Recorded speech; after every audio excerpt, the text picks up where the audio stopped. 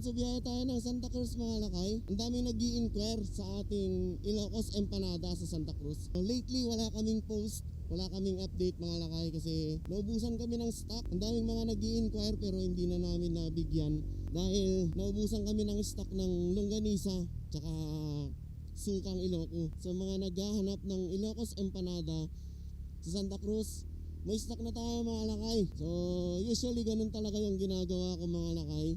Kasi lahat ng stocks namin nandito sa Olongapo. Nagdadala na ako ng stock dyan sa Santa Cruz. So, sa mga taga Olongapo naman na naghahanap ng panibagong merienda, ayan, so i-message nyo lang yung aming Facebook page, Iolos Food Corner. So wala kaming physical store mga lakay, nagbebenta lang kami through online. Available naman ang aming Ilocos Empanada mga lakay through pick up and delivery. Baka hanapin nyo yung store namin, wala po kaming physical store mga lakay. Marami ring nag-i-inquire like sa Subic, Castillejos, Dinalupian. So ang daming nag-i-inquire ng aming authentic Ilocos Empanada.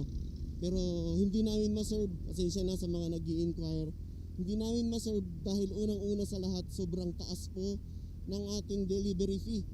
Dahil from Olongapo, ita-travel namin going to Subic, and pabalik kami, wala na kaming karga. Medyo mataas talaga yung aming delivery fee. Pero soon, if God permits, samahan lang natin ng sipag at tiyaga mga lakay.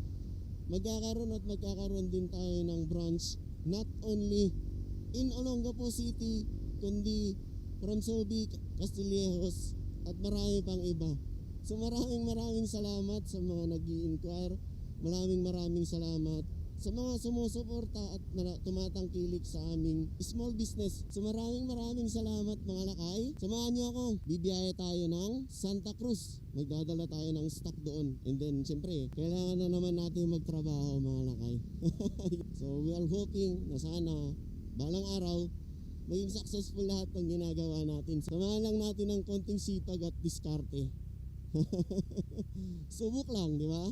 Wala namang mawawala eh. Bago ako umalis ng Olongapo mga lakay, nag-iwan ako ng itlog.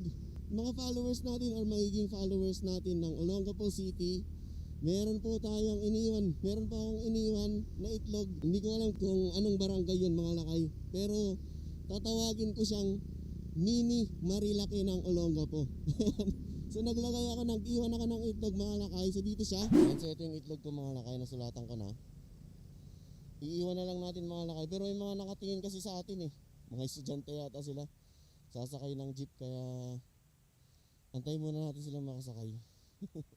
So ito yung itlog ko mga lakay. May reward na akong nilagay dito, so hanapin nyo na lang. Dito lang yan, sa Marilaki ng Olongapo. So ito mga lakay oh. So dito ko na lang iwan mga lakay.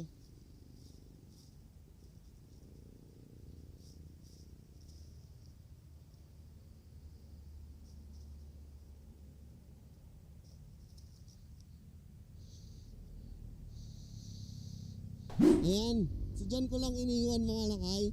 Hanapin nyo lang itlog ko. Merong naghihintay na reward para sa inyo mga lakay. So parang gusto ko pang mag-iwan ng isang itlog dito sa may bandang Subic naman mga lakay.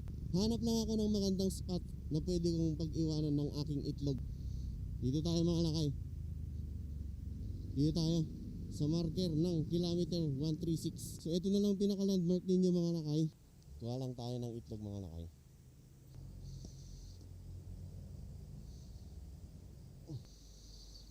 Ayan, so ito mga lakay, nasulatan ko na.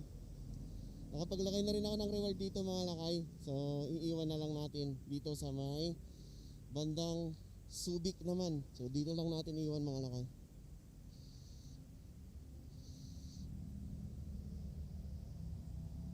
Yan.